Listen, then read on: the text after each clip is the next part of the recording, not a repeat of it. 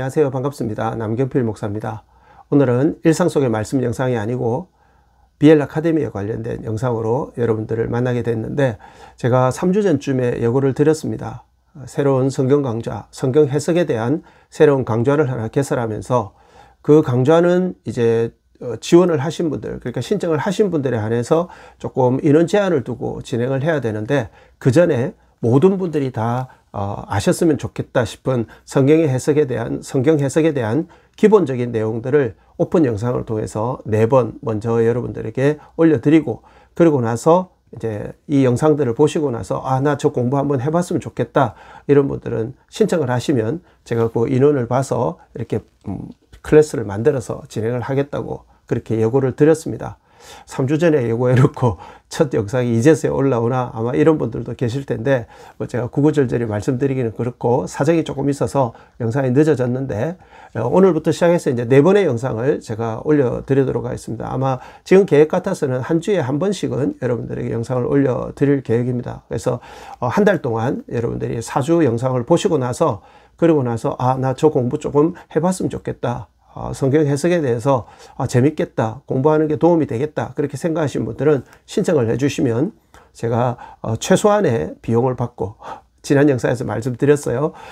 이게 뭐 공부를 열심히 해야 되는 그런 내용이다 보니까 또 흐지부지 하면 안 되니까 여러분들에게 조금 최소한의 비용을 받고 제가 그렇게 유료 강좌로 개설을 하겠다고 말씀을 드렸습니다. 그렇게 신청하시는 분들하고 클래스를 짜서 그때부터는 아마 온라인으로 이제 강의를 하게 될 것 같아요. 가장 좋은 것은 현장이 있으면 현장에서 이렇게 직접 만나서 서로 토의하고 이렇게 공부하는 게 가장 좋은데, 또 제가 이제 자료도 이렇게 직접 전달해 드리고 하면 좋은데, 지금 아직 제가 그럴 수 있는 공간 마련을 못 했습니다. 그래서 하나님께서 허락하시기 전까지는 여러분들이 온라인으로 만나서 저하고 공부를 하셔야 되고요. 그리고 나 신청하기는 좀 그렇고, 나 근데 이거 조금 듣고는 싶다, 알고는 싶다, 그런 분들에게 오픈소스로 제가 이제 실제 이건 이제 토론을 하고 막 이러는 내용이니까 그걸 뭐 다 녹화해서 여러분들에게 보여드릴 수는 없고, 그 공부하는 내용들을 아주 샘플링을 해서 조금 이렇게 부분적으로 제가 영상으로 찍을 수 있으면 영상으로 찍어서 혹시 이 강좌를 신청하지 못하신 분들도 이런 거 하는 거구나, 다음에는 내가 좀 들어봐야겠다, 이런 생각을 혹시 가지실 수도 있으니까 그렇게 해보도록 하겠습니다. 제가 최선을 다해서 노력해 보도록 하겠습니다. 자, 그러면 오늘은 무슨 이야기를 할 것인가? 오늘은 크게 2가지 이야기를 여러분들에게 들려드릴 겁니다. 첫 번째는 성경 해석의 필요성 혹은 당위성, 그러니까 다시 말해서 성경 해석을 우리가 해야 되는 이유, 그리고 성경 해석을 해야만 하는 어떤 당위성에 대해서 먼저 말씀을 좀 드릴 거고요. 그 다음 2번째는 지금까지 역사 속에서 성경 해석이 어떤 식으로 되어져 왔는가, 다시 말해서 성경 해석학에 대한 역사적 어떤 흐름들을 여러분들에게 조금 말씀을 드릴 거예요. 제가 최대한 학문적으로 설명을 드리지 않으려고 노력을 할 겁니다. 근데 이제 뭐 불가피하게 그런 부분이 조금 발생할 수 있으니까, 그럼에도 불구하고 성경 해석에 관한 공부를 하기 위해서는 기본적으로는 우리가 정리하고 가야 되는 내용들이니까 여러분들이 그렇게 생각하시고 들어주시면 좋겠습니다. 자, 첫 번째는 성경 해석의 필요성 혹은 당위성에 관한 말씀을 드리겠다고 했는데, 성경 해석이 왜 필요한가? 아니, 성경 하나님 말씀 아닌가? 성령께서 감동하셔서 기록하게 하셨고, 그러면 그 기록된 내용을 우리가 읽으면 자연스럽게 성령께서 이걸 깨닫게 해주시는 거 아닌가? 그러니까 여기에 인간의 생각이나 관점이 개입돼서 성경을 해석한다라고 말하는 것이 과연 옳은가? 이런 생각을 할 수 있죠. 충분히 공감 갑니다. 그리고 어떻게 생각하느냐에 따라서 달라질 수 있는 문제인데, 성경을 인간이 가지고 있는 어떤 관점이나 생각으로 성경을 마음대로 이렇게 재단하거나 마음대로 해석해도 된다라는 그런 말을 할 수는 없겠죠. 그런 관점에서, 부정적인 어떤 영향력의 관점에서 보자면 성경은 우리가 성령께서 깨우쳐 주시는 대로 받아들여야 되는 책이라고 하는 게 맞을 수 있습니다. 그럼에도 불구하고 성경은 해석을 필요로 합니다. 그리고 성경은 해석해야 합니다. 필요성과 당위성이 존재한다는 거죠. 그 이야기를 조금 드리려고 하는데, 지금도 신학교에서 많은 학교에서 사용하고 있을 것 같아요. 아니면 참고 도서로라도 보라고 할 것 같은데, 성경 해석학에 관해서 가장 유명한 책 중에 하나가 윌리엄 클라인과 클레그 블럼버그, 로버트 허버드라는 사람, 세 사람이 공저한 성경 해석학 총론, 우리말 제목이에요. 성경 해석학 총론이라는 책이 있는데 굉장히 두꺼운 책인데, 저도 받고 지금 이제 이 강좌를 위해서 지금 다시 꼼꼼하게 보고 있는 중입니다. 거기 보면 이 세 사람이 이 책을 쓰면서 성경 해석의 필요성에 대해서 세 가지로 요약을 해뒀습니다. 책에는 문구가 좀 다르지만 제가 풀어서 말씀드리자면, 첫 번째는 성경은 하나님 말씀이기 때문에 그 하나님의 뜻을 우리가 분별하고 이해할 필요가 있다. 그러려면 해석을 해야 된다 이거죠. 다시 말해서 글자로 적혀 있다고 해서 글자로 읽고 그냥 뭐 기도하고 묵상하면 하나님 깨우쳐 주시고, 안 깨우쳐 주시면 그냥 그런 것보다 그냥 덮고 이러는 책이 아니라는 거죠. 반드시 우리가 하나님의 뜻, 이걸 기록하게 하신 하나님의 의도를 우리가 분별할 필요가 있는데, 그러기 위해서는 해석의 필요가 당연히 존재한다. 그 다음 두 번째는 뭐냐 하니까, 말씀에 대해서, 이 성경 말씀에 대해서 인간들이, 제가 조금 전에 부정적인 어떤 견해적 차원 이런 말씀을 드렸죠. 그러니까 잘못 해석하는 경우들이 나온다는 거죠. 그러니까 하나님의 의도가 그런 의도가 아닌데 자기들 마음대로 생각하는 경우가 나온다는 거예요. 그래서 올바르게 이 말씀을 다시 말해서 다르게 이야기하면, 말씀에 대한 잘못된 어떤 생각이나 이해를 피하기 위해서는 올바른 해석 방법을 우리가 배울 필요가 있다. 그 다음 세 번째가 뭐냐면, 이 성경 말씀은 글자로 된 것을 읽고 내가 이 내용이 무엇인지를 깨달아 아는 것에서 끝나는 책이 아니라는 거죠. 말씀은 반드시 우리의 삶으로 적용되어져서 나타나야 됩니다. 우리가 이걸 하나님을 연구해낸다 이런 식으로도 표현할 수 있는데, 하나님께서 하나님의 형상을 따라 모양대로 지음받은 우리 인간에게 의도하신 바가 있어 이걸 기록하지 않으셨겠습니까? 그러면 이 말씀을 읽고서 우리가 다시 하나님 앞에 하나님의 그 의도를 따라서 살아내는 삶을 통해 나타내야 되는 뭔가가 있다는 거죠. 그걸 우리가 다르게 표현하면 적용이라고 말할 수 있습니다. 말씀을 바르게 적용해야 된다는 것인데, 말씀을 여러분 올바르게 해석해내지 못했는데, 이 하나님의 뜻을 분별해내지 못했는데 바르게 적용한다? 이건 앞뒤가 안 맞는 말이겠죠. 그러니까 이렇게 세 가지 이유 때문에 하나님 말씀을 우리가 그분의 뜻을 분별할 필요가 있기 때문에 해석해야 된다. 두 번째는 잘못된 해석을 피해야 된다. 세 번째는 말씀을 바르게 적용하기 위해서 해석은 필요하다. 이렇게 그 성경 해석학 총론에서 그렇게 정의를 내리고 있어요. 정리를 하고 있어요. 근데 이렇게 학문적인 어떤 정리를 떠나서 제가 개인적으로 성경을 해석해야 된다라고 생각하는 그 필요성과 당위성은 조금 다르게 제가 정리를 하고 있습니다. 이건 어떤 책에 있는 게 아니고, 제가 한 30년 이렇게 성경을 해석하고 설교하면서 연구하면서 저 나름대로 이래서 성경은 해석돼야만 된다 이렇게 결론을 내린 거예요. 첫 번째가 뭐냐면, 성경은 여러분 인간이 읽을 수 있는 활자로, 글자로 이렇게 기록된 것이지만, 내용으로 굳이 따지자면 이건 어떻게 보면 하나님 나라 이야기입니다. 하늘의 이야기입니다. 그렇지 않습니까? 그 하늘의 이야기를 땅에서 유형국가로, 때로는 또 다양한 여러 가지 형태로 하나님께서 인간의 언어로 표현해 놓으신 거예요. 그러니까 여기에는 여러분, 인간의 언어로는 결코 완벽하게 정의 내릴 수 없는, 설명해낼 수 없는 영역도 존재합니다. 삼위일체 같은 것들이 그런 거죠. 그러니까 이런 어떤 하늘의 이야기를 땅의 언어, 인간의 언어로 표현을 해 놓으신 것이기 때문에 여기에는 반드시 뭐가 필요하다? 그렇죠. 해석이 필요하다는 거예요. 하나님께서 이 의미를 사람의 말로는 이렇게 표현해 놓으셨지만, 하나님께서 말하고 싶은 진정한 저 하늘나라의 이야기는 이런 의미를 갖고 있다는 관점에서 봤을 때 이게 해석이 필요하다는 거예요. 이 말이 여러분 이렇게 안 들리셔야 돼요. 하늘의 이야기, 신비하고 막 영적이고 뭔가 막 신령한 이런 건데 사람의 말로 표현해 놨으니까 이런 의미가 아니고, 그런 어떤 신비하고 뭐 영적이기만 하다 이런 의미가 아니고, 차원이 다른 어떤 이야기를 간극을 줄여 놓아서 이렇게 우리에게 허락해 주신 거기 때문에 해석이 필요하다는 거죠. 두 번째가 뭐냐면, 우리가 성경을 이야기할 때 개혁주의 신앙에서는 유기적 완전 축자 영감이라는 말을 씁니다. 하나님께서 기록자들을 1600년에 걸쳐서 40여 명의 기록자들을 사용하셨죠. 그 사람들이 가지고 있는 어떤 문학적 어떤 자질이나 아니면 그 사람들이 살아갔던 사회적 환경, 문화적 환경, 그리고 여러 가지 그 사람들의 어떤 직업과 신분과 여러 가지 것들, 그들이 당했던 그 당시 역사적 상황, 뭐 이런 것들을 다 하나님께서 고려하셔서 그들로 하여금 기록하게 하셨어요. 유기적으로. 기계적으로 쓰게 하지 않으셨다는 거예요. 하나님이 불러주고 앉아가지고 이 기록자들이, 저자들이 타이핑 치듯이 그렇게 하지 않으셨다는 거죠. 그럼에도 불구하고 하나님은 완벽하게 하나님의 뜻을 우리에게 펼쳐주셨어요. 그래서 유기적이면서도 완전하다라고 말하죠. 그러면서 또 한 가지가 축자, 다시 말해서 함축적으로 기록해 놓으셨어요. 그러니까 성경에 여러분 뭐 어떤 아이들이 가끔가다 그런 이야기가 목사님 성경에 컴퓨터 이야기 있어요. 당연히 없죠. 그러나 여러분 컴퓨터를 어떻게 사용해야 되는지에 대해서는 이야기하고 있어요. 그죠? 그러니까 성경이 뭐 이런 어떤 의미뿐만 아니고 성경 전체가 보면 굉장히 함축적으로 축자되어져 있어요. 그리고 최종적으로는 그럼에도 불구하고 그 모든 기록자들, 저자들에게 성령의 영감을 허락하셔서 성경을 기록하게 하셨죠. 이게 여러분 무엇을 뛰어넘게 만드느냐? 하나님이 기독교라는 종교 안에 제한되신 분이 아니라는 것을 말해주는 거예요. 그 경계를 뛰어넘게 만드는 거죠.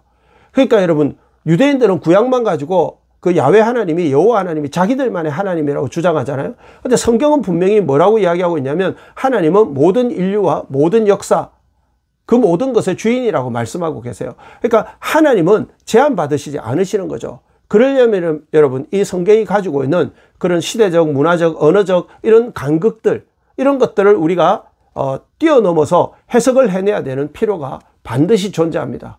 그래서 이런 내용들을 여러분들이 좀 염두에 두시면 좋겠고요. 그 다음에 세 번째가 뭐냐면 성경 자체가 해석의 당위성을 우리에게 제공해 주고 있어요. 무슨 이야기냐면 성경 안에 보면 해석에 관한 이야기들이 나와요. 뭐 구약에도 조금 이따 다시 말씀드리겠지만 구약 안에서도 성경을 해석했다고 보여지는 그런 부분들이 존재하고 신약으로 오면 이건 너무나 당연해지죠. 예수님도 성경을 해석하시잖아요. 그죠? 뭐 그 나사렛 회당에 가셔가지고 이사야서 말씀 61장 말씀을 펼쳐놓으시고 그걸 풀어주세요. 해석해 주시는 거죠. 그리고 여러분 사도행전 뭐 8장에 가면 빌립이 에디오피아 내시에게도 이사야서 말씀을 가지고 빌립이 입을 열어 이 글에서 시작하여 예수를 가르쳐 복음을 전했다 이런 표현이 나오죠. 그죠?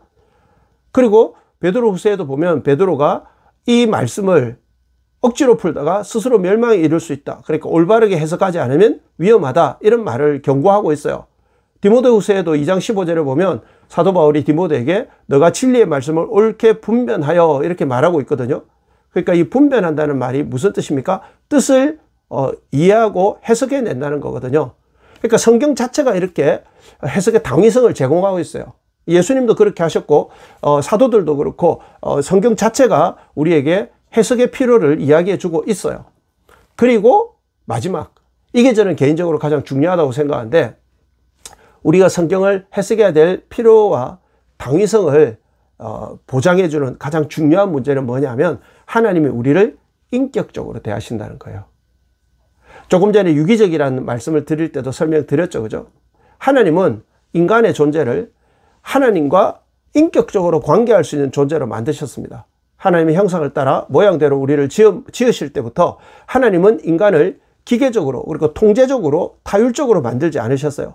인간이 하나님의 말씀을 읽고 그 말씀을 통해서 하나님을 분별하고 그리고 자신이 이해하고 분별한 것을 어떻게 순종해내는가를 하나님은 기대하시는 차원까지 우리들을 그렇게 대우해 주셨어요. 그러니까 여기에 대해서 우리가 하나님께서 우리를 인격적으로 대하신다는 것을 다양한 영역에서 우리가 말할 수 있겠지만 성경 말씀을 해석해야 된다는 차원에서도 우리가 충분히 이 의미를 적용할 수 있는 것이죠. 한번 생각해 보십시오. 하나님께서 우리들에게 말씀을 주시더라도 만일 이 말씀을 그냥 딱 진짜 규정처럼 법조문으로 그냥 1번 뭐 2번 뭐 1번 인간 너는 뭐 해라 2번 너는 뭐 해라 3번 이때는 이렇게 해라 이렇게만 적어 놓으시고 그렇게 하느냐 안 하느냐만 만일 따지신다면 여러분 성경을 이런 식으로 우리에게 1600년에 걸쳐서 40여 명의 사람들을 통해서 우리에게 기록해 놓으실 필요가 없어요. 그리고 이 내용 자체를 우리에게 읽고 이해하라고 하실 필요가 없어요. 그렇죠. 그냥 지시한 대로만 하면 되잖아요. 그렇게 안 하시거든요.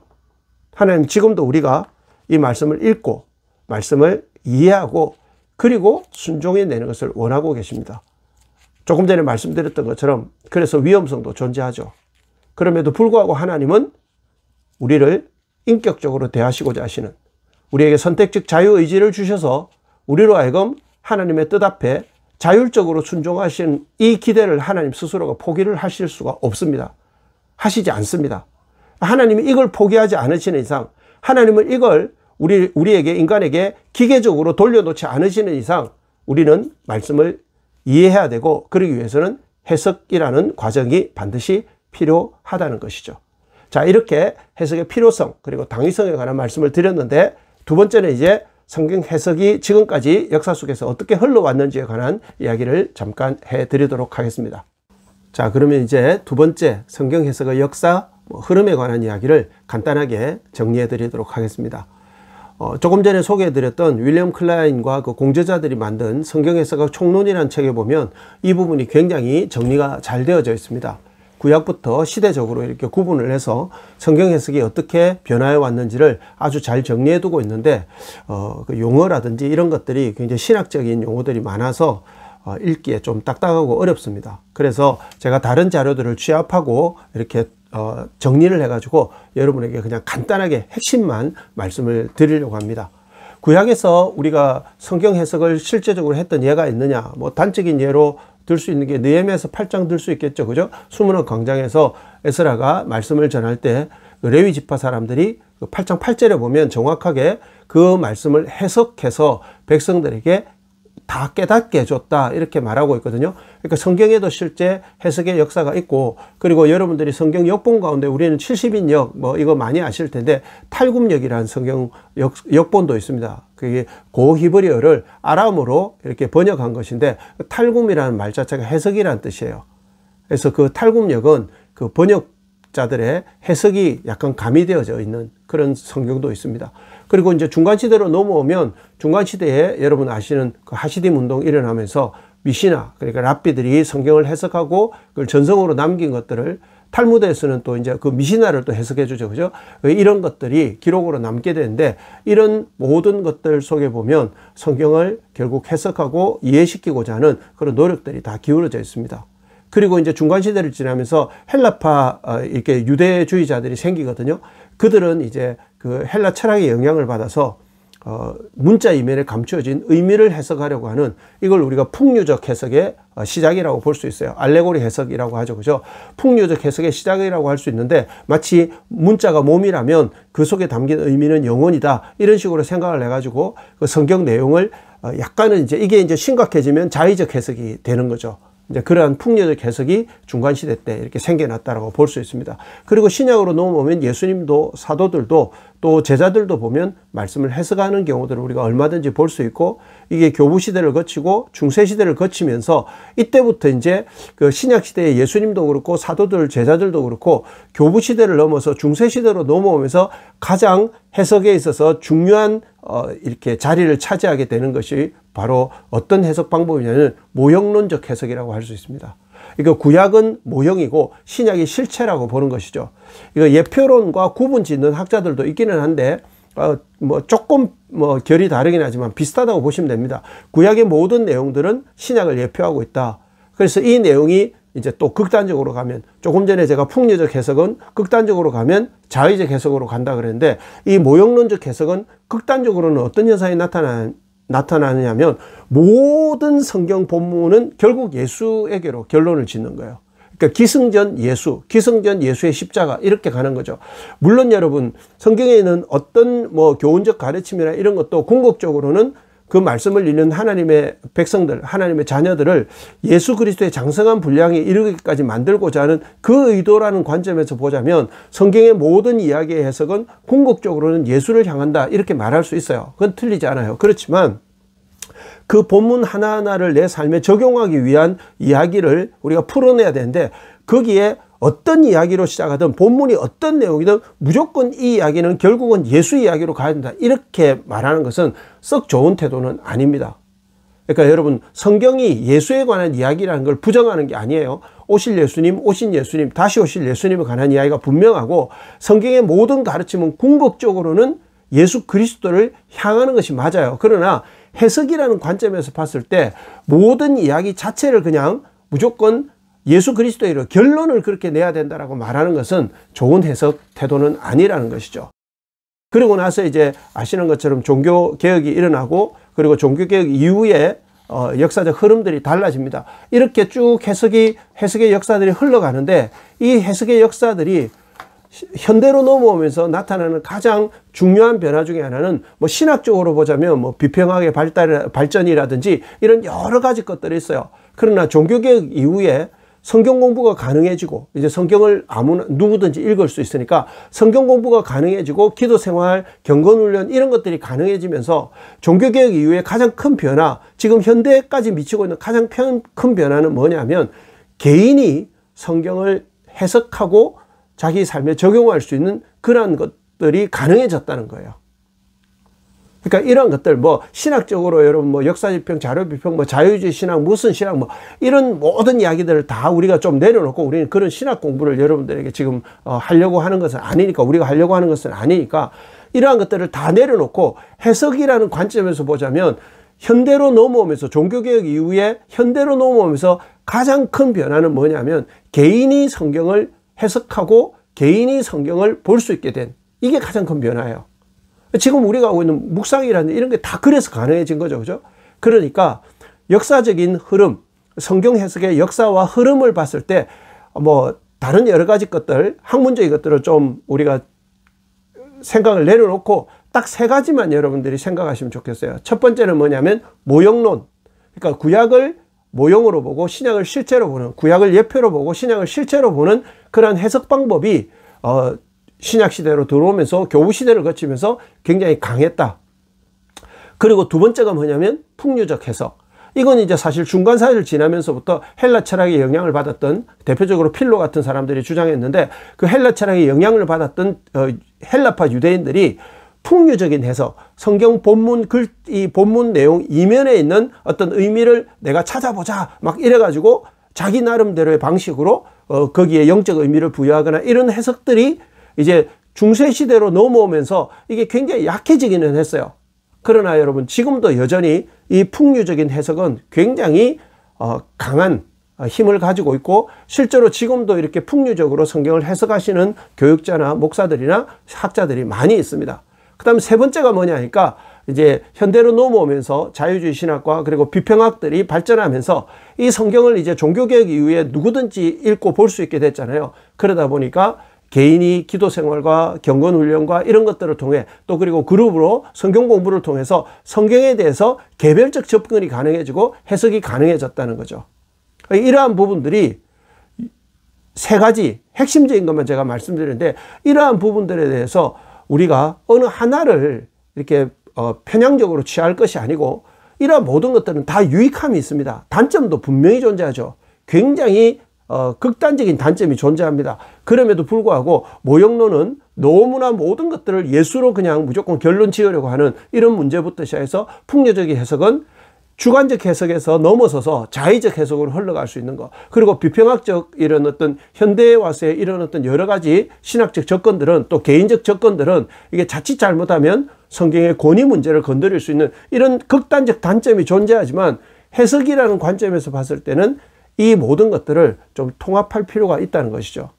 그리고 이러한 부분들에 더하여서 방법론적으로 넘어가서 우리가 성경을 연역법적으로 해석할 것인가, 귀납법적으로 해석할 것인가, 그리고 성경을 잘못된 해석은 어떤 유형들이 있는가, 그리고 그러면 이걸 통합적으로 실제로 해석하는 방법은 어떻게 한다는 뜻인가, 이런 것들을 이제 세 번에 걸쳐서 또 영상으로 여러분들에게 전달해 드리도록, 설명드리도록 그렇게 하겠습니다. 말씀드렸던 것처럼 이게 말 그대로 공부기 때문에 여러분들이 하겠다고 결심을 하시면 시간도 좀 많이 투자하셔야 되고, 그리고 또 노력을 기울이셔야 되는 부분도 있어요.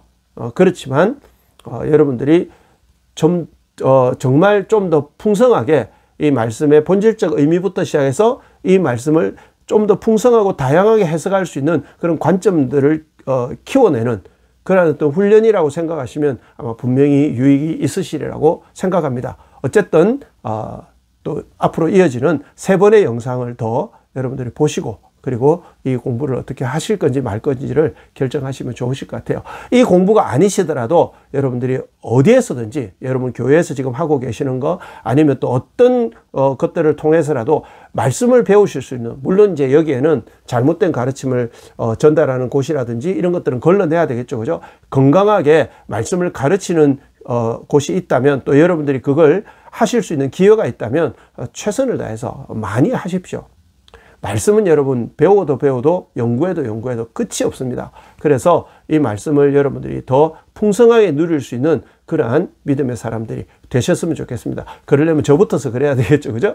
제가 또 열심히 준비하고 연구해서 여러분들과 함께 나누도록 하겠습니다. 다음 영상에서 뵐 때까지 모두 다 말씀 안에서 승리하시고 영적으로 육적으로 강건하시기를 기도하겠습니다. 감사합니다.